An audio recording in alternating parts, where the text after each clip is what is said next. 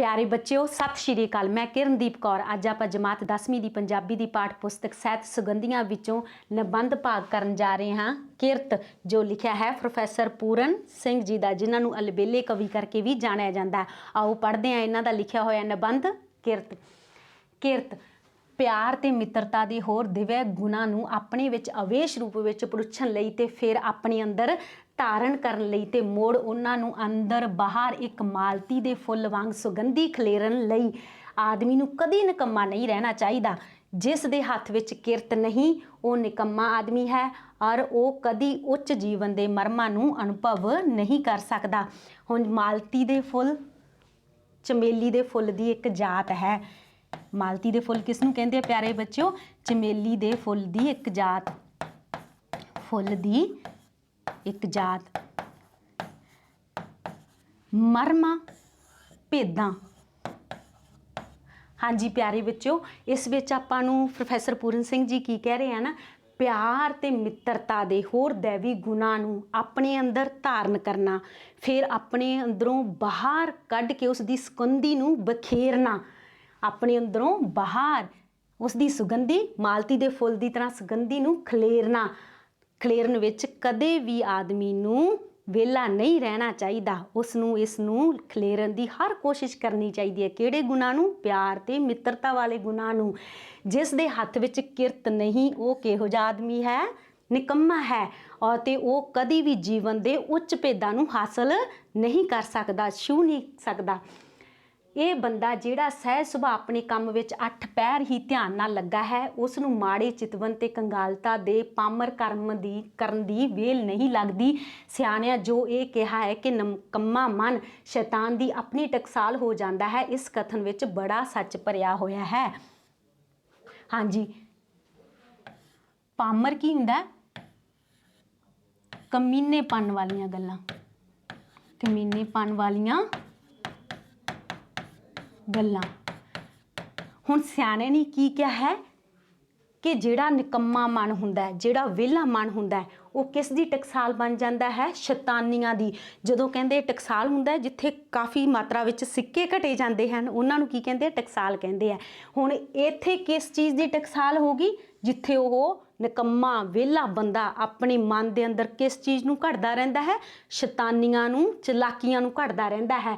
ते जिहड़ा किरती बंदा हुंदा है ओहदा सहज सुभाਅ अपने काम विच 8 पैर, 4 पैर दिन दे 4 पैर रात दे 8 पैर लग्या रहिंदा है।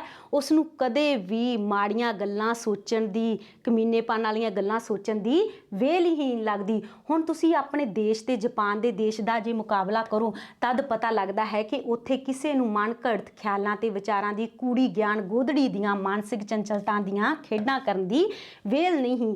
वो चित्रवत अपने कंमां विच लगे रहिंदे हन। हुण इत्थे की हो रहा? अपने देश नूं देखो ते जापान देश नूं देखो। कहंदे उत्थे जिहड़ा जापान दा जी तुलना करो, मुकाबला करो, तुलना करो। जिहड़े जापान दे लोग हैं कहंदे उन्हां नूं मन घड़त विचार अपने मन दे विच लैके आउण दी वेल ही नहीं। क्यों वेल है नहीं? कहंदे वो नित अपने काम विच लगे रहिंदे आ अंतर ध्यान होके। ठीक है, उन्हां कोल मानसिक चंचलता दी, कूड़ी ज्ञान गोदड़ी दी, कूड़ी झूठे ज्ञान दियां, फालतू दियां गोदड़ी दियां फालतू दियां गल्लां करन दी कोई वेल ही नहीं है। वो अंतर ध्यान होके अपने काम विच लगे रहिंदे हन। एक तरखान जो अपने हत्थ नाल लकड़ी नूं रूप दे रहा है, एक लोहार जो गर्म लोहे नूं साध रहा है, एक चित्रकार जिहड़ा ध्यान विच किसी देखी चीज़ नूं अमर कर रहा है, भावें वो सिर्फ रंग रूप ते प्रभाव नूं अमर कर रहा है। उन्हां नूं अथक किरत करन थी उपजी सहज समाधि दे सुख थी वेल हो ही नहीं सकदी कि वो किसी दवैत ते दुख दे निकम्मे वाद विवाद विच पैन। वो गल्लां करन वालियां नूं कुछ पागल समझदे हन। हुण उत्थे देखो जिवें एक किरती है, जिहड़ा तरखान है वो लकड़ी नूं रूप दे रहा, लोहा कौन साध ले रहा है? लोहार। ते एक चित्रकार बड़े ध्यान नाल अपनी किसी देखी चीज़, कोई देखी है उसने चीज़, उस विच रंग भर रहा है, उसनूं रूप दे रहा, उसनूं अमर कर रहा अपनी कला दे नाल। कहंदे वो सिर्फ अपनी किस विच चीज़ विच लगे होए आ प्यारे बच्चों? अणथक मेहनत विच लगे होए आ। जदों तुसीं भी किसी काम नूं बड़ी ही निमरता नाल, सादगी नाल, बड़े ही दिल नाल करदे हो, तुहानूं भी चार छपेरे दी कोई सुझ नहीं ना रहिंदी भी चार छपेरे की हो रहा है। उस तरह यह काम करन वाले ਵਾਲਿਆਂ ਨੂੰ ਵੀ ਆਪਣੇ ਚਾਰ ਚੁਫੇਰੇ ਦੀ ਕੋਈ ਸੋਝ ਨਹੀਂ ਰਹਿੰਦੀ ਵੀ ਕੀ ਹੋ ਰਿਹਾ। ਸਿਰਫ ਉਹਨਾਂ ਦਾ ਧਿਆਨ ਕਿੱਥੇ ਆ ਪਿਆਰੇ ਬੱਚਿਓ, ਕਿਰਤ ਕਰਨ ਤੇ ਆਪਣੇ ਕੰਮ ਕਰਨ ਤੇ। ਉਹ ਸਹਿਜ ਸਮਾਧੀ ਦੇ ਸੁੱਖ ਦੀ ਵੇਲ ਨਹੀਂ ਹੈ ਉਹਨਾਂ ਨੂੰ। ਉਹਨੂੰ ਸਹਿਜ ਸਮਾਧੀ ਜਿਹੜੀ ਮਿਲੀ ਹੈ, ਆਪਣੇ ਕੰਮ ਦੀ ਵਿੱਚ ਲੱਗੇ ਹੋਏ ਹੈ, ਉਹਨਾਂ ਨੂੰ ਉਹਨਾਂ ਤੋਂ ਹੀ ਵੇਲ ਨਹੀਂ ਹੈ। ਉਹ ਕਿਸੇ ਦਵੈਤ ਤੇ ਦੁੱਖ ਦੇ ਨਕੰਮੇ ਵਾਦ ਵਿਵਾਦ ਵਿੱਚ ਪੈਣ। ਉਹ ਗੱਲਾਂ ਕਰਨ ਵਾਲਿਆਂ ਨੂੰ ਕੁਝ ਪਾਗਲ ਸਮਝਦੇ ਹਨ। ਹੁਣ ਉਹਨਾਂ ਕੋਲ ਇਹ ਵੇਲ ਨਹੀਂ ਕਿਸੇ ਦੇ ਵਾਦ ਵਿਵਾਦ ਵਿੱਚ, ਕਿਸੇ ਬਹਿਸ ਵਿੱਚ ਪੈਣ, ਕੋਈ ਨਕੰਮੇਪਨ ਵਿੱਚ ਜਾ ਕੇ ਉਹ ਸ਼ਾਮਲ ਹੋਣ। ਉਹ ਤਾਂ ਸਗੋਂ ਜਿਹੜੇ ਇਹੋ ਜਿਹੀਆਂ ਵਿਹਲੀਆਂ ਗੱਲਾਂ ਕਰਦੇ ਹਨ ਉਹਨਾਂ ਨੂੰ ਪਾਗਲ ਸਮਝਦੇ ਹਨ।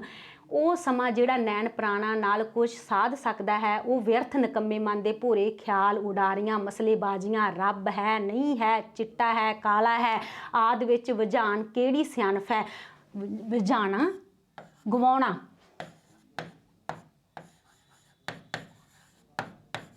ਹਾਂਜੀ, ਕਹਿੰਦਾ ਜਿਹੜਾ ਆਪਣੇ ਕੋਲ ਸਮਾਂ ਹੈ, ਆਪਾਂ ਨੈਣ ਪ੍ਰਾਣਾਂ ਨਾਲ ਕੁਝ ਸਾਧ ਸਕਦੇ ਹਾਂ, ਕੁਝ ਬਣਾ ਸਕਦੇ ਹਾਂ। ਉਹ ਵਿਅਰਥ ਨਿਕੰਮੇ ਮਨ ਦੇ ਭੋਰੇ ਖਿਆਲ, ਉਡਾਰੀਆਂ, ਮਸਲੇਬਾਜ਼ੀਆਂ। ਜੇ ਛੋਟੇ ਖਿਆਲ ਹੈ ਉਹਦੇ ਵਿੱਚ ਮਨ ਦੀ ਚੰਚਲਤਾ ਵਿੱਚ ਐਵੇਂ ਉਡਾਰੀਆਂ ਲਾਉਂਦੇ ਰਹਿੰਦੇ ਆ, ਖਿਆਲ ਆਉਂਦੇ ਰਹਿੰਦੇ ਆ, ਰੱਬ ਹੈ ਜਾਂ ਨਹੀਂ ਹੈ, ਚਿੱਟਾ ਹੈ ਜਾਂ ਕਾਲਾ ਹੈ, ਇਸ ਵਿੱਚ ਹੀ ਸਮਾਂ ਗਵਾ ਰਹੇ ਹਨ।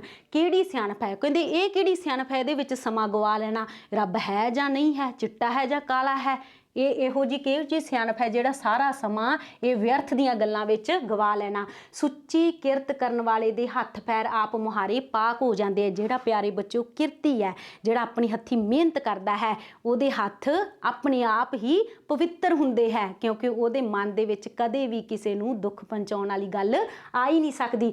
ਮਾਨਸਿਕ ਚਿਤਵਨ ਕਿੰਨਾ ਹੀ ਉੱਚਾ ਹੋਵੇ, ਰੂਹ ਨੂੰ ਸਾਫ਼ ਨਹੀਂ ਕਰਦਾ, ਮੈਲਾ ਕਰਦਾ ਹੈ, ਪਰ ਸਰੀਰ ਨਾਲ ਕੀਤੀ ਕਿਰਤ ਆਪ ਮੁਹਾਰੀ ਜਿਸ ਤਰ੍ਹਾਂ ਬ੍ਰਿਸ਼ ਉੱਤੇ ਫਲ ਫੁੱਲ ਆਣ ਲੱਗਦੇ ਹਨ, ਸਿਦਕ ਤੇ ਪਿਆਰ ਤੇ ਰੱਬ ਦੀ ਰੱਬਤਾ ਵਿੱਚ ਜੀਣ ਲੱਗ ਜਾਂਦਾ ਹੈ।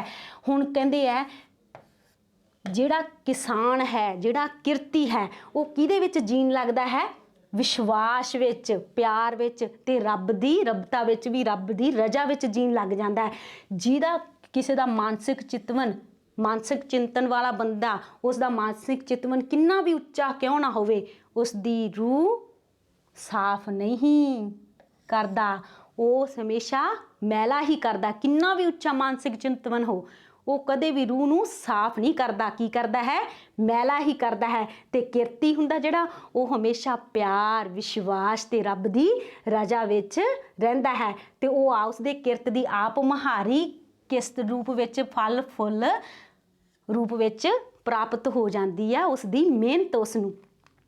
ਈਸਾਈ ਮਤ ਬਾਦਸ਼ਾਹੀ ਮਹੱਲਾਂ ਵਿੱਚ ਟਾਲਸਟਾਈ ਨੂੰ ਨਜ਼ਰ ਨਹੀਂ ਸੀ ਆਇਆ, ਪਰ ਭੋਲੇ ਭਾਲੇ ਰੂਸ ਦੇ ਕਿਰਸਾਨਾਂ ਦੇ ਵਹਿਮਾਂ ਦੇ ਹਨੇਰੇ ਵਿੱਚ ਬਿਜਲੀਆਂ ਲਸ਼ਕਦੀਆਂ ਧਾਰੀਆਂ ਸੱਚੇ ਸਿਦਕ ਦੀ ਉਹਨੂੰ ਨਜ਼ਰ ਆਈਆਂ। ਹੁਣ ਟਾਲਸਟਾਈ ਸੀਗਾ, ਉਸ ਨੂੰ ਈਸਾਈ ਮਤ ਕਿੱਥੇ ਨਜ਼ਰ ਆਇਆ ਪਿਆਰੇ ਬੱਚਿਓ? ਉਹਨਾਂ ਨੂੰ ਕਿਸਾਨਾਂ ਤੇ ਮਜ਼ਦੂਰਾਂ ਦੇ ਚਿਹਰਿਆਂ ਤੋਂ, ਭੋਲੇ ਭਾਲੇ ਉਹਨਾਂ ਦੇ ਛੋਟੇ ਛੋਟੇ ਵਹਿਮਾਂ ਭਰਮਾਂ ਤੋਂ ਬਿਜਲੀਆਂ ਦੀ ਤਰ੍ਹਾਂ ਲਿਸ਼ਕਦਾ ਨਜ਼ਰ ਆਇਆ। ਉਹਨੂੰ ਮਹਿਲਾਂ ਵਿੱਚੋਂ, ਬਾਦਸ਼ਾਹੀ ਮਹਿਲਾਂ ਵਿੱਚੋਂ ਨਹੀਂ ਈਸਾਈ ਮਤ ਧਰਮ ਨਜ਼ਰ ਆਇਆ ਸੀ। ਕਿਸਾਨ ਜ਼ਿਮੀਂਦਾਰ ਜਿਹੜੇ ਹਲ ਵਾਹੁੰਦੇ ਤੇ ਮਜ਼ਦੂਰੀਆਂ ਕਰਦੇ ਹਨ, ਉਹਨਾਂ ਵਿੱਚ ਸਹਿਜ ਸੁਭਾਅ, ਦਇਆ, ਉਦਾਰਤਾ, ਤਿਆਗ, ਰਜਾ ਆਦਿ ਮਹਾਨ ਗੁਣਾਂ ਦੀ ਛਾਇਆ ਹੁੰਦੀ ਹੈ। ਹੁਣ ਇੱਥੇ ਆਪਾਂ ਨੂੰ ਪਿਆਰੇ ਬੱਚਿਓ ਕੀ ਦੱਸਿਆ?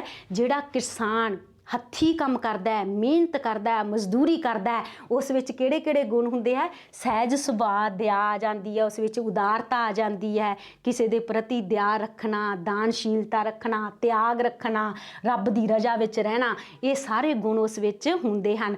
ਜੋ ਵੀ ਕਿਰਤੀ ਹੋਏਗਾ ਉਹਦਾ ਮਨ ਸਾਫ਼ ਤੇ ਹੱਥ ਪੈਰ ਪਵਿੱਤਰ ਹੋਣਗੇ। ਕਿਸੇ ਵੀ ਅਮੀਰ ਦੇ ਦਿਲ ਵਿੱਚ ਨੁਕਸਾਨ ਉਠਾ ਕੇ ਰਜ਼ਾ ਦਾ ਨੁਕਤਾ ਨਹੀਂ ਆਉਂਦਾ। ਦੇਖੋ ਕਿੱਡੀ ਵੱਡੀ ਗੱਲ ਕਹਿ ਰਿਹਾ, ਕੋਈ ਅਮੀਰ ਹੈ, ਕੋਈ ਨੁਕਸਾਨ ਹੋ ਜਾਂਦਾ ਹੈ, ਉਹ ਕਦੇ ਵੀ ਰੱਬ ਦੀ ਰਜ਼ਾ ਨਹੀਂ ਮੰਨਦਾ। ਪਰ ਮੈਂ ਕਿਰਤੀ ਕਿਰਸਾਨਾਂ ਦੀ, ਕੀ ਸਿੱਖ ਤੇ ਕੀ ਮੁਸਲਮਾਨ ਤੇ ਕੀ ਹਿੰਦੂ, ਸਭ ਵੇਖਿਆ ਹੈ ਕਿ ਉਹ ਬੜੇ ਬੜੇ ਨੁਕਸਾਨ ਨੂੰ ਰੱਬ ਦੀ ਰਜ਼ਾ ਦੇ ਨੁਕਤੇ ਵਿੱਚ ਗੁਜ਼ਾਰ ਦਿੰਦੇ ਹਨ।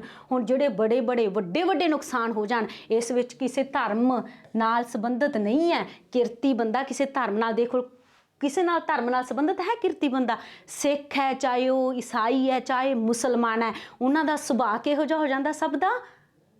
ਤਿਆਗ ਵਾਲਾ, ਦਇਆ ਵਾਲਾ, ਰੱਬ ਦੀ ਰਜ਼ਾ ਵਿੱਚ ਰਹਿਣ ਵਾਲਾ। ਆ ਦੇਖੋ ਕਿਸਾਨ ਹੈ, ਕੋਈ ਕਿਰਤੀ ਕਿਸਾਨ ਹੈ, ਚਾਹੇ ਉਹ ਸਿੱਖ ਹੈ, ਚਾਹੇ ਮੁਸਲਮਾਨ ਹੈ, ਚਾਹੇ ਹਿੰਦੂ ਹੈ, ਸਭ ਵਿੱਚ ਵੇਖਿਆ ਕਿ ਉਹ ਵੱਡੇ ਵੱਡੇ ਨੁਕਸਾਨਾਂ ਨੂੰ ਰੱਬ ਦੀ ਰਜ਼ਾ ਵਿੱਚ ਹੀ ਸਹਿ ਜਾਂਦੇ ਹਨ, ਵੀ ਇਹ ਰੱਬ ਦੀ ਰਜ਼ਾ ਸੀਗੀ। ਉਹ ਗਮ ਤੇ ਦੁੱਖ ਦੀ ਉਨੀ ਕਾਮ ਨਹੀਂ ਖਾਂਦੇ ਜਿੰਨੀ ਅਕਲਾਂ ਵਾਲੇ ਤੇ ਬਹੁਤ ਸੋਚਾਂ ਵਾਲੇ ਨਿੱਕੇ ਨਿੱਕੇ ਨੁਕਸਾਨ ਵੀ ਬਿਨਾਂ ਸ਼ਿਕਵੇ ਦੇ ਬਰਦਾਸ਼ਤ ਨਹੀਂ ਕਰ ਸਕਦੇ। ਉਹ ਦੁੱਖ ਤੇ ਗਮ ਦੀ ਇੰਨੀ ਮਾਰ ਨਹੀਂ ਖਾਂਦੇ। ਤੇ ਕਿਉਂ ਨਹੀਂ ਖਾਂਦੇ? ਕਿਉਂਕਿ ਉਹਨਾਂ ਨੂੰ ਰੱਬ ਦੀ ਰਜ਼ਾ ਵਿੱਚ ਜੀਣਾ ਆਉਂਦਾ ਹੈ। ਚਾਹੇ ਉਹਨਾਂ ਦੀ ਫਸਲ ਹੈ, ਕਈ ਵਾਰੀ ਫਸਲ ਬਰਬਾਦ ਹੋ ਜਾਂਦੀ ਹੈ, ਉਹਨਾਂ ਨੇ ਇੰਨੀ ਮਿਹਨਤ ਨਾਲ ਬੋਈ ਹੁੰਦੀ ਹੈ, ਫਿਰ ਉਗਦੀ ਹੈ, ਜਦੋਂ ਕੱਟਣ ਵਾਲੀ ਹੁੰਦੀ ਹੈ ਪੱਕ ਜਾਂਦੀ ਹੈ, ਕਈ ਵਾਰੀ ਮੀਂਹ ਹਨੇਰੀ ਇੰਨਾ ਆ ਜਾਂਦਾ, ਫਿਰ ਵੀ ਉਹ ਸਹਿ ਲੈਂਦੇ ਹੈ। ਕਿਉਂ? ਉਹ ਕਦੇ ਸ਼ਿਕਵਾ ਕਰਦੇ ਵੀ ਇਸ ਤਾਂ ਇੰਨੀ ਮਿਹਨਤ ਕੀਤੀ ਸੀ। ਕਹਿੰਦੇ ਸ਼ਿਕਵਾ ਕੌਣ ਕਰਦੇ ਆ? ਜਿੰਨੀਆਂ ਅਕਲਾਂ ਵਾਲੇ ਤੇ ਬਹੁਤ ਸੋਚਾਂ ਵਾਲੇ ਨਿੱਕੇ ਨਿੱਕੇ ਨੁਕਸਾਨ ਵੀ ਬਿਨਾਂ ਸ਼ਿਕਵੇ ਤੋਂ ਬਰਦਾਸ਼ਤ ਨਹੀਂ ਕਰਦੇ। ਜਿੰਨੇ ਵੱਡੀਆਂ ਅਕਲਾਂ ਵਾਲੇ ਲੋਕ ਹੈ ਉਹ ਹਰ ਟਾਈਮ ਸ਼ਿਕਵਾ ਹੀ ਕਰਦੇ ਰਹਿੰਦੇ ਹੈ, ਤੇ ਉਹ ਕੋਈ ਵੀ ਨੁਕਸਾਨ ਹੈ ਬਿਨਾਂ ਸ਼ਿਕਵੇ ਤੋਂ ਬਰਦਾਸ਼ਤ ਨਹੀਂ ਕਰਦੇ, ਕਰ ਹੀ ਨਹੀਂ ਸਕਦੇ। ਤੇ ਖਲਵਾੜੇ ਵਿੱਚ ਬੈਠਾ ਕਿਸਾਨ ਜਿਸ ਖੁੱਲ੍ਹ ਦਿਲ ਤੇ ਉਦਾਰਤਾ ਨਾਲ ਦਾਨ ਕਰਦਾ ਹੈ, ਉਹ ਅਕਲ ਵਾਲਾ ਤੇ ਸੋਚਾਂ ਵਾਲਾ ਮਾਨਸਿਕ ਆਦਮੀ ਨਹੀਂ ਕਰ ਸਕਦਾ।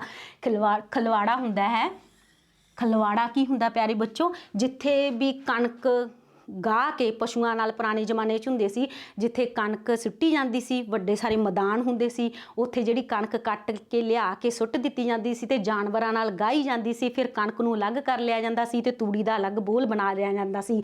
ਉਹਨੂੰ ਖਲਵਾੜਾ ਕਹਿੰਦੇ ਸਨ। ਤੇ ਉਹ ਖਲਵਾੜੇ ਵਿੱਚ ਕੌਣ ਬੈਠਦਾ ਸੀਗਾ? ਕਿਸਾਨ ਬੈਠਦਾ ਸੀ। ਉੱਥੇ ਬੈਠ ਕੇ ਉਹ ਖੁੱਲ੍ਹ ਦਿਲੀ ਨਾਲ ਦਾਨ ਕਰਦਾ ਸੀ। ਉਹ ਇੱਕ ਅਕਲ ਵਾਲਾ ਤੇ ਸੋਚ, ਮਾਨਸਿਕ ਉੱਚੀ ਸੋਚ ਵਾਲਾ ਵਿਅਕਤੀ ਉਹਨਾਂ ਦਾਨ ਨਹੀਂ ਕਰ ਸਕਦਾ ਜਿੰਨਾ ਇੱਕ ਕਿਸਾਨ ਖੁੱਲ੍ਹ ਦਿਲੀ ਨਾਲ ਦਾਨ ਕਰਦਾ ਹੈ। ਜਿਸ ਤਰ੍ਹਾਂ ਗਊ ਵਿੱਚ ਬੱਚੇ ਨੂੰ ਪਿਆਰ ਕਰਨ ਦਾ ਸਹਿਜ ਸੁਭਾਅ ਗੁਣ ਹੈ ਤੇ ਕੁਦਰਤ ਤੇ ਜੀਵਨ ਵਿੱਚ ਆਖਰ ਦਿਵਯਤਾ ਦਾ ਲੱਛਣ ਦਰਸਾਉਂਦਾ ਹੈ, ਤਿਵੇਂ ਕਿਸਾਨ ਮਿਹਨਤ ਕਰਨ ਵਾਲਾ ਕੁਦਰਤ ਦੇ ਇਸ ਨੇਮ ਦੇ ਦਰਸ਼ਨ ਕਰਾਉਂਦਾ ਹੈ ਕਿ ਹੱਥ ਪੈਰ ਤੋਂ ਜੇ ਕੋਈ ਕਾਰ ਕਰੇ ਤਾਂ ਚਿਤ ਆਪ ਮੁਹਾਰਾ ਨਿਰੰਜਨ ਨਾਲ ਜੁੜਨ ਲੱਗ ਜਾਂਦਾ ਹੈ ਤੇ ਸਮਾਂ ਪਾ ਕੇ ਕਿਰਤ ਹੀ ਪੂਜਾ ਹੋ ਜਾਂਦੀ ਹੈ। ਹੁਣ ਕਹਿੰਦੇ ਜਿਸ ਤਰ੍ਹਾਂ ਇੱਕ ਗਊ ਹੈ, ਗਾਂ ਹੈ, ਆਪਦੇ ਬੱਚੇ ਨੂੰ ਪਿਆਰ ਕਰਦੀ ਹੈ, ਉਸ ਵਿੱਚ ਇਹ ਸਹਿਜ ਸੁਭਾਅਤਾ ਦਾ ਗੁਣ ਕਿਵੇਂ ਹੈ? ਕੁਦਰਤੀ ਗੁਣ ਹੈ ਤੇ ਉਸ ਦੇ ਦੇਵੀ ਗੁਣਾਂ ਦੇ ਲੱਛਣਾਂ ਨੂੰ ਦਰਸਾਉਂਦਾ ਹੈ। ਆਪਣੇ ਬੱਚੇ ਨਾਲ ਪਿਆਰ ਕਰਨਾ, ਇੱਕ ਗਾਂ ਦਾ ਆਪਦੇ ਬੱਚੇ ਨਾਲ ਪਿਆਰ ਕਰਨਾ ਇੱਕ ਕੁਦਰਤੀ ਗੁਣ ਹੈ, ਉਸ ਦੇ ਦੇਵੀ ਗੁਣਾਂ ਨੂੰ ਦਰਸਾਉਂਦਾ ਹੈ।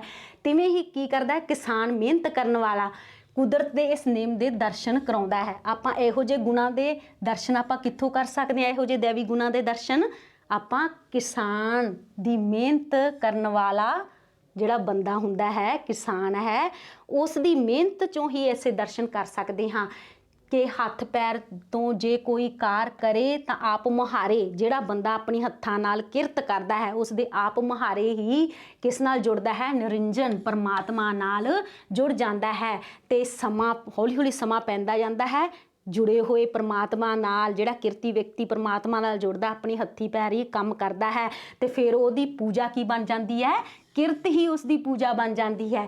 ਕਾਰਲਾਈਲ ਨੇ ਠੀਕ ਵਚਨ ਕੀਤਾ ਹੈ ਕਿ ਇਹੋ ਜਿਹੀ ਰਜਾ ਸਹਿਜ ਸੁਭਾਅ ਰੱਬਤਾ ਦੀ ਚੁੱਪ ਸਿਦਕ ਵਿੱਚ ਜੀਂਦੀ ਥੀਂਦੀ ਕਿਰਤ ਰੱਬ ਦੀ ਪੂਜਾ ਤੁਲਿਆ ਹੈ। ਹੁਣ ਕਾਰਲਾਈਲ ਵੀ ਕੀ ਕਹਿ ਰਿਹਾ ਹੈ? ਵੀ ਸੱਚੀ ਸੁੱਚੀ ਜਿਹੜੀ ਕਿਰਤ ਹੈ, ਰੱਬ ਦੀ ਰਜਾ ਵਿੱਚ ਰਹਿ ਕੇ ਕੀਤੀ ਹੋਈ ਕਿਰਤ ਹੀ ਰੱਬ ਦੀ ਪੂਜਾ ਦੇ ਸਮਾਨ ਹੈ। ਇਹ ਦੱਸਣ ਦੀ ਕੀ ਲੋੜ ਹੈ ਕਿ ਸਮੁੰਦਰ ਵਿੱਚ ਕੋਰਲ ਕੀੜੇ ਨਿੱਕੀ ਕਿਰਤ ਨਾਲ ਪਹਾੜ ਖੜੇ ਕਰ ਦਿੰਦੇ ਹਨ ਤੇ ਸਮੁੰਦਰਾਂ ਵਿੱਚ ਕੋਰਲ ਟਾਪੂ ਬਣ ਜਾਂਦੇ ਹਨ। ਨਿੱਕਾ ਜਿਹਾ ਕੀੜਾ ਹੁੰਦਾ ਸਮੁੰਦਰ 'ਚ, ਉਹਦਾ ਨਾਂ ਕੋਰਲ ਕੀੜਾ ਹੁੰਦਾ ਹੈ। ਉਹ ਆਪਣੀ ਜਿਹੜੀ ਦਿਨ ਰਾਤ ਮਿਹਨਤ ਕਰਦੇ ਰਹਿੰਦੇ ਹਨ, ਕਿਰਤ ਕਰਦੇ ਰਹਿੰਦੇ ਹਨ, ਪਹਾੜ ਖੜੇ ਕਰ ਦਿੰਦੇ ਆ, ਇੱਕ ਟਾਪੂ ਬਣ ਜਾਂਦੇ ਆ, ਉਹਨਾਂ ਦੇ ਨਾਂ 'ਤੇ ਕੋਰਲ ਟਾਪੂ। ਸੋ ਕਿਰਤੀ ਦਾ ਇੱਕ ਇਹ ਵੀ ਸੁਭਾਅ ਹੁੰਦਾ ਹੈ ਕਿ ਉਹ ਨਿਰਮਾਣ ਹੋ ਕੇ ਲੱਗਾ ਰਹਿੰਦਾ ਹੈ ਤੇ ਉਹਦੇ ਕੰਮ ਵਿੱਚ ਬਰਕਤ ਪਾਉਣ ਵਾਲਾ ਕੋਈ ਹੋਰ ਹੁੰਦਾ ਹੈ। ਬਸ ਚੁੱਪਚਾਪ ਕਿਰਤੀ ਦਾ ਇੱਕ ਸੁਭਾਅ ਕਿਹੜਾ ਹੁੰਦਾ? ਬਸ ਚੁੱਪਚਾਪ ਆਪਣੀ ਮਿਹਨਤ ਕਰਦੇ ਰਹਿਣਾ ਤੇ ਉਹਦੇ ਮਿਹਨਤ ਵਿੱਚ ਬਰਕਤ ਕੌਣ ਪਾਏਗਾ? ਕੋਈ ਹੋਰ ਹੀ ਪਾਏਗਾ। ਸੁੱਚੀ ਕਿਰਤ ਕਰਨ ਵਾਲੇ ਦਾ ਸਹਿਜ ਸੁਭਾਅ ਇਹ ਅਨੁਭਵ ਹੁੰਦਾ ਹੈ ਕਿ ਮੇਰਾ ਤਾਂ ਕੰਮ ਕਰਨਾ ਹੀ ਬਣਦਾ ਹੈ, ਫਲ ਦੇਣ ਵਾਲਾ ਕੋਈ ਹੋਰ ਹੈ। ਜਦੋਂ ਕੋਈ ਮਿਹਨਤ ਕਰਦਾ ਹੈ, ਆਪਣੀ ਹੱਥੀਂ ਮਿਹਨਤ ਕਰਦਾ ਹੈ, ਉਸ ਨੂੰ ਹੋਰ ਕੋਈ ਸੋਚਣ ਦੀ ਜ਼ਰੂਰਤ ਹੀ ਨਹੀਂ ਹੁੰਦੀ। ਉਸ ਨੂੰ ਇੰਝ ਲੱਗਦਾ ਹੈ ਕਿ ਮੇਰਾ ਤਾਂ ਕੰਮ ਕੀ ਹੈ? ਕੰਮ ਕਰਨਾ ਹੈ, ਫਲ ਦੇਣ ਵਾਲਾ ਤਾਂ ਕੋਈ ਹੋਰ ਹੈ, ਫਲ ਤਾਂ ਕੋਈ ਹੋਰ ਹੀ ਦੇਗਾ। ਸੋ ਇਸ ਸਿਦਕ ਵਿੱਚ ਉਸ ਅੰਦਰ ਚੰਚਲ ਮਨਾਂ ਤੇ ਅਨੇਕ चिंता वाले बेआसरा हो चुके मनां वाली लोभ लालच की बिरती नहीं हुंदी। एक किरती दे मन विच कदे भी लोभ लालच वाली मन घड़त गल्लां करन दी वेल नहीं हुंदी, बिरती नहीं हुंदी उहदे विच। उहने तां सिर्फ अपनी किरत विच लगे रहना हुंदा है। वो किरत विच लग्या अपनी किरत करदा रहिंदा है, मेहनत करदा रहिंदा है ते इह सोचदा है भी इस दा फल तां किसे ने होर ही देना है। थोड़े विच सबर बहुत हुंदा है ते ये चमकदी उच्ची सुरत दा चोटी दा रसक अनुभव है। ये चित्त दा या अपने मन दे विच चोटी दा रस है जिहड़ा आपां थोड़े विच सबर करदे हां। आपां तो मतलब किरती बंदा थोड़े विच ज़्यादा सबर करदा है। ये उसदी चोटी दा रस अनुभव करदा है। गो धन गज धन बाज और रतन धन खान, जब आवे संतोख धन सब धन धूल समान। कहते चाहे अपने कोले पशु धन गऊ धन हैगा, हाथी धन हैगे है, घोड़ा है, रतन नाल आपां अमीर अखवा रहे हैं, अमीरी दे प्रतीक ये सारियां चीज़ां हन। जदों संतोख सबर अपने अंदर आ जाता है तो ये सारे धन सानू किस दे समान लगते हैं, धूड़ मिट्टी दे समान लगन लग जाते हैं। अपने कसब विच हर एक किरती दे अंदर कुदरती सादगी ते बेपरवाही हुंदी है। वो चित्रकार अपने बनाए चित्र दे रंग वेख विकसदा है। उहनूं कित्थे फुरसत है कि वो अपने कपड़ियां दी सलवटां वल तके जां अपने खुद बन गए वैरियां दीयां चोटां दा ख्याल करे। हुण एक किरती है, उस विच किहड़ा गुण होएगा, सादगी ते बेपरवाही दा गुण होएगा। हुण किवें होएगा भी जिवें मान लो एक चित्रकार चित्र बना रहा है तो उहदे विच रंग भर रहा है, अपने रंगां नूं वेख के विकसदा है, खुश हो रहा है, विकस रहा है, खुश हो रहा है। उसनूं कित्थे वेल है, फुरसत है कि वो अपने कपड़ियां वाल देखे। हुण बच्चों अगर तुसी मेहनत कर रहे हो, कोई काम कर रहे हो पूरी लगन नाल, तुहानूं ये फुरसत हुंदी है, तुहानूं कोई ये वेल हुंदी है कि आसे पासे की हो रहा, साडे बारे की सोच रहा, साडे कपड़े किहो जे पाए है, साडे बूट किहो जे पाए है। उसे तरह एक किरती बंदे नूं चार चफेरे दी कोई फिक्र नहीं हुंदी, सिर्फ उहनूं किस वल दी फिक्र हुंदी है, सिर्फ अपनी किरत दी, भी वो किरत वो काम अपने हत्थां नाल किस तरह कर रहा है। जिस तरह एक चित्रकार नूं अपने कपड़ियां विच पए वलां दी कोई परवाह नहीं, अपने खुद बन गए वैरियां दीयां चोटां दा ख्याल करे, ना ही उसनूं ये ख्याल आउंदा दिमाग विच कि कोई उसदा वैरी बनिया होया, उसते उपर व्यंग कस रहा है, चोट ला रहा है। नशे विच आदमी दुनिया दे अपने चुगिरदे दी की परवाह करदा है। सो काम विच लगे आदमी सहजे ही कुछ आपे दा रस मानदे हन और वो निंदिया उस्तत दोहां थी अतीत जिहे हुंदे हन। ते रस किरतां नूं छड्ड भी दईए, सधारण सुच्ची हत्थां पैरां दी किरत ते कसब वाले आप विच बच्चे वांग अबोझ अवस्था विच टिके रहिंदे हन। हुण कहंदे उसनूं अपनी किरत दा इन्ना नशा हुंदा है कि उसनूं दुनिया दी आपदे आसे पासे दी कोई परवाह नहीं हुंदी। जिहड़ा काम विच लग्या हुंदा है इंसान आदमी, उहदे विच सहजे कुछ आपे दा रस मानण दा अनुभव हो जाता भी मैं हुण जिहड़ा किरती कर रहा है वो सहजे ही उस आपदे आप नाल ही उस अपने द्वारा कीती हुई किरत नूं मानदा रहिंदा है। वो निंदिया उस्तत तो कोई उहदी निंदिया कर रहा है, कोई उसकी प्रशंसा कर रहा है, बहुत अतीत बहुत ही दूर हुंदा है, अतीत बहुत ही दूर हुंदा है, बहुत ही दूर हुंदा है। निंदिया तो प्रशंसा तो उस्तत तो प्रशंसा तो बहुत ही दूर हुंदा है। ते रसक किरतां नूं छड्ड भी दईए, सधारण जिहड़े सच्ची सुच्ची किरत हत्थी पैरी करदे हन किरत, वो भी अपनी कसब विच अपने कित्ते विच इस तरह के हुंदे आ जिस तरह बच्चे भोले हुंदे आ। उन्हां नूं भी आसे पासे की कोई परवाह नहीं, अपने अडोल अवस्था विच टिके रहिंदे आ, अपनी सच्ची सुच्ची किरत करते रहिंदे हैं। एक अमीर एक वैरी मोटर ते जा रहा सी, मैं विच बैठा सां ते अगे एक बुढ़ा गरीब ग्वालियर दा किसान ठुमक अपनी लै विच जा रहा सीगा। मोटर दी टक्कर लग गई, मोटर वाला सज्जे ते वो खब्बे होआ, उस खब्बे परताई ते वो सज्जे होया। इस घबराहट विच टक्कर उहनूं लगी, गरीब किरती ढह गया। अमीर ने मोटर खड़ी कीती, वो इउं पिया सी जिवें किसी बिरछ नूं टक्कर लगी सी, कुछ भी नहीं कुआ। असां समझिया टंग टुट गई ते हस्पताल लै गए। वो डॉक्टर अगे भी इउं पै गया जिवें कोई लठ हुंदी है। डॉक्टर ने हिला चला के वेख्या ते कहा टुटिया कुछ नहीं है। हुण इस पैरे चों आपां नूं प्यारे बच्चों की पता लग्या भी एक अमीर बंदा मोटर ते जा रहा सी, मोटर गड्डी ते जा रहा सी, ते एक ग्वालियर दा किरसान सी वो ठुमक ठुमक अपनी किरती बंदा सी अपनी चाल ते जा रहा सी। कहंदा मोटर दी टक्कर लग गई, वो डिग पे ते वो मोटर वाला उतरे ते ਉਹਦੇ ਵਿੱਚੋਂ ਉਸ ਨੂੰ ਪਾਇਆ ਤੇ ਹਸਪਤਾਲ ਲੈ ਗਏ। ਤੇ ਉਹ ਕਿਸ ਤਰ੍ਹਾਂ ਪਿਆ ਸੀ ਜਿਵੇਂ ਕੋਈ ਉਹ ਬ੍ਰਿਸ਼ ਨੂੰ ਟੱਕਰ ਲੱਗੀ ਸੀ ਤੇ ਉਹ ਇਉਂ ਪਿਆ ਸੀਗਾ। ਤੇ ਉਸ ਨੇ ਜਦੋਂ ਡਾਕਟਰ ਕੋਲੇ ਗਏ, ਡਾਕਟਰ ਨੇ ਹਿਲਾ ਚਲਾ ਕੇ ਦੇਖਿਆ ਕੋਈ ਟੰਗ ਵਗੈਰਾ ਨੇ ਤਾਂ ਨਹੀਂ ਟੁੱਟੀ, ਕੁਛ ਨਹੀਂ ਟੁੱਟਿਆ ਹੋਇਆ ਸੀ, ਲੱਤ ਵਗੈਰਾ ਕੁਛ ਨਹੀਂ ਟੁੱਟੀ ਹੋਈ ਸੀ। ਉਹ ਡਾਕਟਰ ਨੇ ਹਿਲਾ ਚਲਾ ਕੇ ਵੇਖਿਆ ਤਾਂ ਕੁਛ ਵੀ ਨਹੀਂ ਟੁੱਟਿਆ ਸੀ। ਉਹ ਕਿਰਤੀ ਬੰਦਾ ਸੀ, ਚੁੱਪਚਾਪ ਪਿਆ ਰਿਹਾ, ਨਾ ਕੋਈ ਉਹਨੇ ਰੌਲਾ ਪਾਇਆ, ਨਾ ਕੋਈ ਸ਼ਿਕਵੇ, ਨਾ ਕੋਈ ਸ਼ਿਕਾਇਤ ਕੀਤੀ।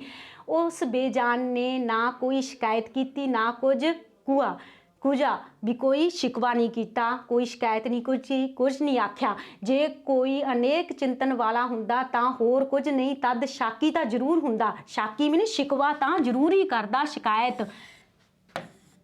ਸ਼ਿਕਾਇਤ ਤਾਂ ਜ਼ਰੂਰ ਹੀ ਕਰਦਾ। ਕਹਿੰਦਾ ਉਹ ਭੋਲਾ ਭਾਲਾ ਸੀ, ਉਸਨੇ ਕੋਈ ਸ਼ਿਕਾਇਤ ਨਹੀਂ ਕੀਤੀ, ਨਾ ਹੀ ਕੋਈ ਸ਼ਿਕਵਾ ਕੀਤਾ, ਨਾ ਹੀ ਕੁਝ ਬੋਲਿਆ। ਤੇ ਜੇ ਕੋਈ ਮਾਨਸਿਕ ਚਿੰਤਨ ਵਾਲਾ ਹੁੰਦਾ, ਅਨੇਕ ਚਿੰਤਨ ਵਾਲਾ, ਉੱਚੀ ਸੋਚ ਵਾਲਾ ਹੁੰਦਾ, ਉਹ ਸ਼ਿਕਾਇਤ ਤਾਂ ਜ਼ਰੂਰ ਹੀ ਕਰਦਾ। ਇਹ ਸ਼ਿਕਵਾ ਵੀ ਨਾ ਕਰਨਾ ਕੋਈ ਜਹਾਲਤ ਦੀ ਗੱਲ ਨਹੀਂ ਹੈ। ਬੇਸਮਝੀ ਜਹਾਲਤ ਹੁੰਦਾ, ਬੇਸਮਝੀ। ਕਹਿੰਦੇ ਇਹ ਜਿਹੜਾ ਉਹਨੇ ਕੋਈ ਸ਼ਿਕਾਇਤ ਨਹੀਂ ਕੀਤੀ, ਇਹ ਕੋਈ ਬੇਸਮਝੀ ਵਾਲੀ ਗੱਲ ਨਹੀਂ ਹੈ ਵੀ ਉਸ ਦੇ ਟੱਕਰ ਲੱਗੀ ਸੀ ਕਿਸਾਨ ਦੇ, ਗਵਾਲੀਅਰ ਦਾ ਕਿਸਾਨ ਸੀ, ਡਿੱਗ ਪਿਆ। ਜੋ ਡਾਕਟਰ ਨੇ ਹਿਲਾ ਚਲਾ ਕੇ ਦੇਖਿਆ ਵੀ ਕੁਛ ਨਹੀਂ ਟੁੱਟਿਆ, ਉਹ ਬੇਜਾਨ ਵੀ ਕੁਛ ਵੀ ਨਹੀਂ ਬੋਲਿਆ, ਵੀ ਚੁੱਪਚਾਪ ਪਿਆ ਰਿਹਾ, ਕੋਈ ਸ਼ਿਕਵਾ ਨਹੀਂ, ਕੋਈ ਸ਼ਿਕਾਇਤ ਨਹੀਂ ਕੀਤੀ।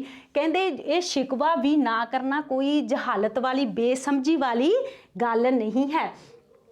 ਇਹ ਕਿਰਤ ਦੁਆਰਾ ਸਹਿਜ ਸੁਭਾਅ ਟਿਕੇ ਭਾਵੇਂ ਭੋਲੇ ਭਾਵ ਵਿੱਚ ਟਿਕੇ ਮਨ ਦਾ ਲੱਛਣ ਹੈ।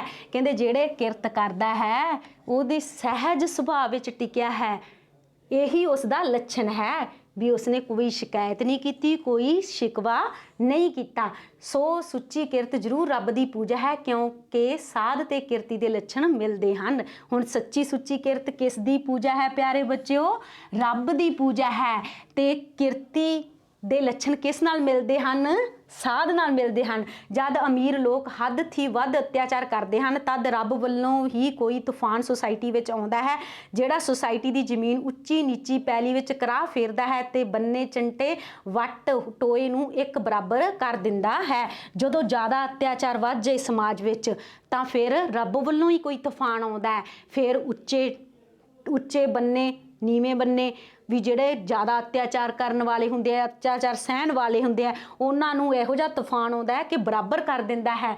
ਯੂਰਪ ਵਿੱਚ ਕਈ ਵਾਰੀ ਇਹ ਹੋਇਆ, ਪਰ ਫਿਰ ਵੀ ਮੁੜ ਗੱਲ ਸਮਾਂ ਪਾ ਕੇ ਉੱਥੇ ਹੀ ਆ ਟਿਕਦੀ ਹੈ। ਕਿਰਤੀ ਕੁਛ ਗਰੀਬ ਜਿਹੇ, ਨਿਮਾਣੇ ਜਿਹੇ ਤੇ ਅਮੀਰ ਲੋਕ ਮਨ ਦੇ ਚੰਚਲ ਇਉਂ ਜਿਵੇਂ ਮੋਮ ਦੇ ਬਣੇ ਬੇਜਾਨ ਜਿਹੇ ਬੁੱਤ ਹੁੰਦੇ ਹਨ ਤੇ ਅੱਖਾਂ ਝਮਕਾਉਂਦੇ ਹਨ ਤੇ ਹੋਠ ਹਿਲਾਉਂਦੇ ਹਨ। ਉਹਨਾਂ ਨੂੰ ਉਹ ਸੁੱਖ ਜਿਹੜਾ ਕਿਰਤੀ ਦੀ ਹੱਡੀ ਵਿੱਚ ਕਿਰਤ ਪੈਦਾ ਕਰਦੀ ਹੈ ਕਦੇ ਨਹੀਂ ਆ ਸਕਦਾ। ਨਿਕੰਮੇ ਹੋਣ ਕਰਕੇ ਉਹਨਾਂ ਨੂੰ ਧਰਮ ਕਰਮ ਦੀਆਂ ਗੱਲਾਂ, ਮਸਜਿਦਾਂ, ਮੰਦਰ ਬਣਾਉਣ ਦੇ ਹੰਕਾਰੀ ਤੇ ਬਨਾਵਟੀ ਦਾਨ ਦੇ ਖੈਰਾਇਤਾਂ ਸੁਝਦੀਆਂ ਹਨ। ਉਹਨਾਂ ਨੂੰ ਅਗਰ ਵਿਸ਼ੇ ਦੇ ਕੀੜੇ ਕਿਹਾ ਜਾਏ ਤਦ ਸਧਾਰਨ ਉਹਨਾਂ ਦੀ ਸੁਰਤ ਦੀ ਹਾਲਤ ਦਾ ਵਰਣਨ ਹੋਏਗਾ। ਹੁਣ ਇੱਕ ਕਿਰਤੀ ਬੰਦਾ ਕਿਸ ਤਰ੍ਹਾਂ ਸੁੱਖ ਪ੍ਰਾਪਤ ਕਰਦਾ ਹੈ ਤੇ ਅਮੀਰ ਬੰਦਾ ਕਿਉਂ ਨਹੀਂ ਸੁੱਖ ਪ੍ਰਾਪਤ ਕਰ ਸਕਦਾ, ਇਸ ਬਾਰੇ ਦੱਸਿਆ ਗਿਆ ਹੈ। ਜਿਹੜਾ ਗਰੀਬ ਕਿਰਤੀ ਕਿਸਾਨ ਹੈ ਉਹ ਭੋਲੇ ਭਾਲੇ ਨਿਮਾਣੇ ਜਿਹੇ ਹੁੰਦੇ ਹੈ ਤੇ ਸਾਦਗੀ 'ਚ ਰਹਿੰਦੇ ਹੈ।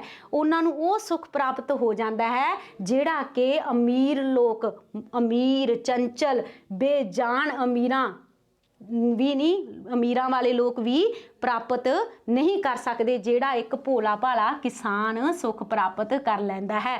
ਇੱਕ ਨਿਕੰਮਾ ਅਮੀਰ ਵਿਅਕਤੀ ਸਿਰਫ ਕੀ ਕਰਦਾ ਹੈ? ਹੰਕਾਰੀ ਤੇ ਬਨਾਵਟੀ ਦਾਨ ਦੇਣ ਦੀਆਂ ਗੱਲਾਂ ਹੀ ਸੋਚਦਾ ਰਹਿੰਦਾ ਹੈ ਮੰਦਰਾਂ ਮਸਜਿਦਾਂ ਲਈ, ਵੀ ਕਿਸ ਤਰ੍ਹਾਂ ਮੈਂ ਦਾਨ ਲੈਣਾ ਹੈ, ਕਿਸ ਤਰ੍ਹਾਂ ਇਹਨਾਂ ਲਈ ਕੋਈ ਟੈਕਸ ਦੇ ਰੂਪ ਵਿੱਚ ਪੈਸਾ ਇਕੱਠਾ ਕਰਨਾ ਹੈ। ਉਹੀ ਮਨ ਘੜਤ ਗੱਲਾਂ ਘੜਦਾ ਰਹਿੰਦਾ ਹੈ, ਬਣਾਉਂਦਾ ਰਹਿੰਦਾ ਹੈ। ਜਾਂ ਕਿਰਤੀ ਸੁੱਚਾ ਜਾਂ ਅਵੇਸ਼ ਗਰਭਤ ਸਾਧ, ਬਸ ਦੋ ਬੰਦੇ ਇਸ ਦੁਨੀਆ ਦੇ ਸਹਿਜ ਸੁਭਾਅ ਦੇ ਵੀ ਗੁਣਾਂ ਦੇ ਪ੍ਰਕਾਸ਼ਨ ਹੁੰਦੇ ਹਨ। ਇੱਕ ਤਾਂ ਕਿਰਤੀ ਬੰਦਾ ਹੁੰਦਾ ਹੈ, ਇੱਕ ਸਾਧ ਜਿਹਦੇ ਵਿੱਚ ਭਰਿਆ ਹੁੰਦਾ ਹੈ ਜਜ਼ਬੇ ਨਾਲ। ਅਵੇਸ਼ ਹੁੰਦਾ ਜਜ਼ਬਾ, ਗਰਭਤ ਹੋਣਾ, ਭਰਿਆ ਹੋਣਾ। ਇੱਕ ਸਾਦਗੀ ਸੁੱਚਤਾ ਦੇ ਜਜ਼ਬੇ ਨਾਲ ਭਰਿਆ ਹੁੰਦਾ ਹੈ। ਇੱਕ ਕਿਰਤੀ ਹੁੰਦਾ ਹੈ, ਇੱਕ ਸਾਧ ਬੰਦਾ ਹੁੰਦਾ ਹੈ। ਬਸ ਦੋ ਬੰਦੇ ਇਸ ਦੁਨੀਆ ਦੇ ਸਹਿਜ ਸੁਭਾਅ ਦੇਵੀ ਗੁਣਾਂ ਦੇ ਪ੍ਰਕਾਸ਼ਨ ਹੁੰਦੇ ਹਨ। ਇਹਨਾਂ ਦੋ ਬੰਦਿਆਂ 'ਚ ਉਹੀ ਦੇਵੀ ਗੁਣਾਂ ਦੇ ਪ੍ਰਕਾਸ਼ ਆਪਾਂ ਦੇਖ ਸਕਦੇ ਹਨ।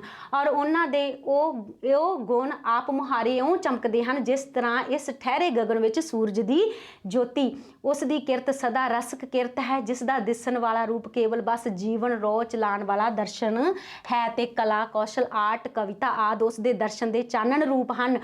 ਹਾਂਜੀ, ਇਸ ਵਿੱਚ ਆਪਾਂ ਉਹਨਾਂ ਦੇ ਜਿਹੜੇ ਦੇਵੀ ਗੁਣ ਹਨ, ਸਹਿਜ ਸੁਭਾਅ ਵਾਲਾ, ਮਿਹਨਤ ਕਰਨ ਵਾਲਾ ਗੁਣ, ਉਹਨਾਂ ਦੇ ਆਪ ਮੁਹਾਰੇ ਇਉਂ ਚਮਕਦੇ ਹਨ ਜਿਵੇਂ ਇਸ ਠਹਿਰੇ ਹੋਏ ਗਗਨ ਦੇ ਵਿੱਚੋਂ ਸੂਰਜ ਦੀ ਰੋਸ਼ਨੀ ਚਮਕਦੀ ਹੈ, ਸੂਰਜ ਦੀ ਜੋਤ ਚਮਕਦੀ ਹੈ, ਜਿਹੜਾ ਉਹਦੀ ਕਿਰਤ ਸਦਾ ਹੈ, ਜਿਸ ਦਾ ਦਿਸਣ ਵਾਲਾ ਰੂਪ ਕੇਵਲ ਬਸ ਜੀਵਨ ਰੋ ਚਲਾਉਣ ਵਾਲਾ ਦਰਸ਼ਨ ਹੈ। ਤੇ ਕਲਾ ਕੌਸ਼ਲ ਆਰਟ ਕਵਿਤਾ ਆਦਿ ਉਸ ਦੇ ਦਰਸ਼ਨ ਦੇ ਚਾਨਣ ਰੂਪ ਹਨ।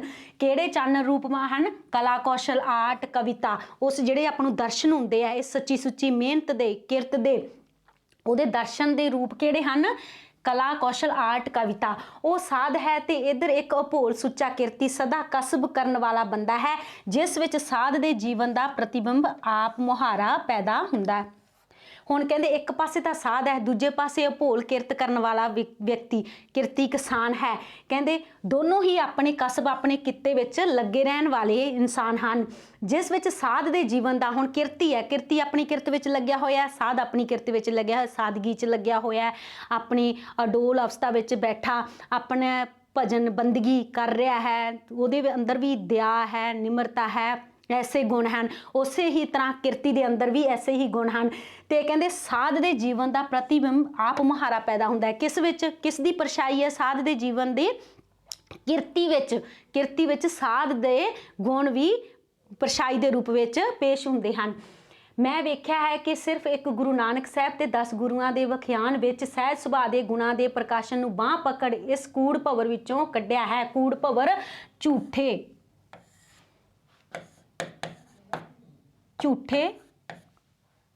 ਭਵਰ ਘੁੰਮਣ ਘੇਰੀਆਂ, ਘੁੰਮਣ ਘੇਰੀਆਂ। ਹੁਣ ਇਹਦੇ ਵਿੱਚ ਪ੍ਰੋਫੈਸਰ ਪੂਰਨ ਸਿੰਘ ਜੀ ਕੀ ਕਹਿ ਰਿਹਾ ਹੈ ਕਿ ਮੈਂ ਵੇਖਿਆ ਕਿ ਇੱਕ ਗੁਰੂ ਨਾਨਕ ਸਾਹਿਬ ਤੇ 10 ਗੁਰੂਆਂ ਨੇ ਜੋ ਵਿਖਿਆਨ ਦਿੱਤਾ ਹੈ, ਜੋ ਸਿੱਖਿਆਵਾਂ ਦਿੱਤੀਆਂ ਹਨ, ਤੇ ਸਹਿਜ ਸੁਭਾਅ ਦੇ ਗੁਣਾਂ ਦੇ ਪ੍ਰਕਾਸ਼ਨ ਨੂੰ, ਸਹਿਜ ਸੁਭਾਅ ਦੇ ਗੁਣ ਨੂੰ ਇਸ ਕੂੜ ਭਵਰ ਵਿੱਚੋਂ ਕਿਸ ਤਰ੍ਹਾਂ ਕੱਢਿਆ ਹੈ? ਬਾਂਹ ਪਕੜ ਕੇ ਕੱਢਿਆ ਹੈ ਝੂਠੇ ਘੁੰਮਣ ਘੇਰੀਆਂ ਵਿੱਚੋਂ। ਉਹਨਾਂ ਦੇ ਦਰਬਾਰ ਵਿੱਚ ਇੱਕ ਪਾਸੇ ਸੁੱਚੀ ਕਿਰਤ ਨੈਣ ਪ੍ਰਾਣਾ ਦੀ ਦਸਾਂ ਨੂੰਹਾਂ ਦੀ ਮਿਹਨਤ ਦੀ ਕਦਰ ਹੈ, ਤੇ ਦੂਜੇ ਪਾਸੇ ਪੂਰਨ ਬ੍ਰਹਮ ਗਿਆਨੀ ਅਕ੍ਰਹਿ ਰਸਕ ਕਿਰਤ ਵਾਲੇ ਸਾਧੂ ਦੀ ਚੁੱਪ ਕਿਰਤ ਤੇ ਪੁਰਾਣ ਦਰਸ਼ਨ ਦੀ ਸਿਫਤ ਹੈ। ਇੱਕ ਪਾਸੇ ਤਾਂ ਉਹਨਾਂ ਦੇ ਦਰਬਾਰ ਵਿੱਚ ਕਿਸ ਦੀ ਕਦਰ ਹੈ? ਜਿਹੜਾ ਦਸਾਂ ਨੂੰਹਾਂ ਦੀ ਕਿਰਤ ਕਰਦਾ ਹੈ, ਉਸ ਦੀ ਕਦਰ ਹੈ। ਦੂਜੇ ਪਾਸੇ ਉਹ ਬ੍ਰਹਮ ਗਿਆਨੀ ਜੋ ਅਡੋਲ ਅਡੋਲ ਅਵਸਥਾ ਵਿੱਚ ਟਿਕਿਆ ਹੋਇਆ ਹੈ, ਕਿਰਤ ਕਰ ਰਿਹਾ ਹੈ ਤੇ ਪੁਰਾਣ ਦੇ ਦਰਸ਼ਨਾਂ ਦੀ ਸਿਫਤ ਸਲਾਹ ਕਰ ਰਿਹਾ ਹੈ, ਉਸ ਦੀ ਸਿਫਤ ਹੈ ਤੇ ਸੁਸਾਇਟੀ ਮਨੁੱਖ ਦੀ ਜੜ ਤਾਂ ਕਿਰਤੀ ਦੀ ਕਿਰਤ ਤੇ ਚੋਟੀ ਦਾ ਫਲ ਸਾਧ ਦਾ ਵਜੂਦ ਦੱਸਿਆ ਹੈ। ਹੁਣ ਜੋ ਸੁਸਾਇਟੀ ਹੈ ਉਸ ਵਿੱਚ ਮਨੁੱਖ ਦੀ ਜੜ ਕਿਸ ਰੂਪ ਵਿੱਚ ਹੈ? ਕਿਰਤੀ ਦੇ ਰੂਪ ਵਿੱਚ ਹੈ। ਇੱਕ ਮਨੁੱਖ ਹੈ, ਸੁਸਾਇਟੀ ਵਿੱਚ ਉਸ ਦੀ ਜੜ ਕਿਸ ਰੂਪ ਵਿੱਚ ਲੱਗਦੀ ਹੈ? ਇੱਕ ਕਿਰਤੀ ਦੇ ਰੂਪ ਵਿੱਚ ਲੱਗਦੀ ਹੈ। ਸਮਾਜ ਵਿੱਚ ਜੜ ਉਸ ਦੀ ਕਿਰਤੀ ਦੇ ਰੂਪ ਵਿੱਚ ਲੱਗਦੀ ਹੈ। ਫਿਰ ਉਹ ਜੜ ਤੋਂ ਫਿਰ ਉਹ ਇੱਕ ਪੌਦਾ ਬਣਦਾ ਹੈ, ਰੁੱਖ ਬਣਦਾ ਹੈ, ਤੇ ਫਲ ਦੇ ਰੂਪ ਵਿੱਚ ਉਸ ਕਿਰਤੀ ਦੀ ਕਿਰਤ ਤੇ ਚੋਟੀ ਦਾ ਫਲ ਸਾਧ ਦਾ ਵਜੂਦ ਦੱਸਿਆ ਗਿਆ ਹੈ। ਜਿਹੜਾ ਉਸ ਦੇ ਉੱਪਰ ਕਿਰਤੀ ਦੀ ਕਿਰਤ ਤੇ ਚੋਟੀ ਦਾ ਫਲ ਲੱਗਦਾ ਨਾ, ਉਹ ਸਾਧ ਦਾ ਵਜੂਦ, ਜੀਵਨ, ਸਰੀਰ ਦੱਸਿਆ ਗਿਆ ਹੈ। ਇਸ ਦੀ ਛੁੱਟ ਸਭ ਕਰਮ ਧਰਮ ਪਖੰਡ ਜੋ ਦਿਸੇ ਤਿਨ ਜਮ ਜਗਾਤੀ ਲੂਟੇ। ਇਸ ਤੋਂ ਉਲਟ ਕਹਿੰਦੇ ਸਾਰੇ ਧਰਮ ਕਰਮ ਪਖੰਡ ਦਿਸਦੇ ਹਨ, ਜਿਹੜੇ ਜਮਦੂਤ ਜਾਗਾਤੀ ਟੈਕਸ ਕਰ, ਕਹਿੰਦੇ ਜਿਹੜੇ ਸਾਡੇ ਕੋਲੋਂ ਧਰਮ ਪਖੰਡਾਂ ਦੇ ਨਾਮ ਤੇ ਸਾਡੇ ਤੋਂ ਟੈਕਸ ਵਸੂਲ ਰਹੇ ਹੈ, ਉਹ ਜਮਦੂਤ ਜਿਹੜੇ ਸਾਡੇ ਕੋਲੋਂ ਟੈਕਸ ਵਸੂਲ ਰਹੇ ਹਨ, ਉਹ ਸਾਰੇ ਧਰਮ ਪਖੰਡ ਹਨ।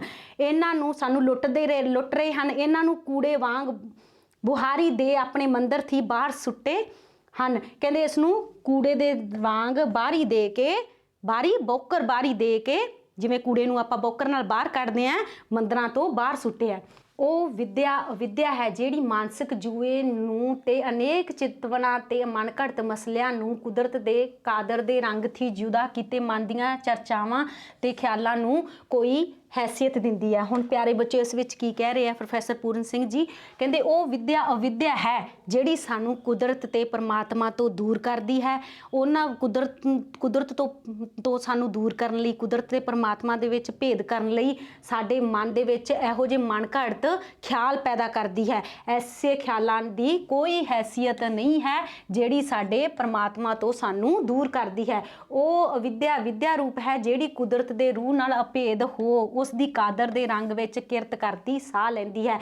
ਕਹਿੰਦੇ ਜਿਹੜੀ ਕੁਦਰਤ ਦੀ ਰੂਹ ਨਾਲ ਉਹੀ ਅਵਿਦਿਆ ਵਿਦਿਆ ਹੈ ਜਿਹੜੀ ਕੁਦਰਤ ਦੇ ਰੂਹ ਨਾਲ ਅਭੇਦ ਹੋ ਜਾਂਦੀ ਹੈ, ਮਿਲ ਜਾਂਦੀ ਹੈ ਤੇ ਉਸ ਦੀ ਕਾਦਰ ਦੇ ਰੰਗ ਵਿੱਚ, ਉਸ ਪਰਮਾਤਮਾ ਦੇ ਰੰਗ ਵਿੱਚ ਕਿਰਤ ਕਰਦੀ ਹੈ ਤੇ ਸਾਹ ਲੈਂਦੀ ਹੈ, ਵੱਧਦੀ ਫੁੱਲਦੀ ਹੈ। ਹਾਂਜੀ ਪਿਆਰੇ ਬੱਚਿਓ, ਆਪਾਂ ਇਸ ਪਾਠ ਵਿੱਚ ਕਿਰਤੀ ਦੇ ਗੁਣਾਂ ਬਾਰੇ ਪੜ੍ਹਿਆ। ਮਿਲਦੇ ਹਾਂ ਅਗਲੀ ਕਲਾਸ ਵਿੱਚ ਅਗਲੇ ਪਾਠ ਨਾਲ। ਧੰਨਵਾਦ।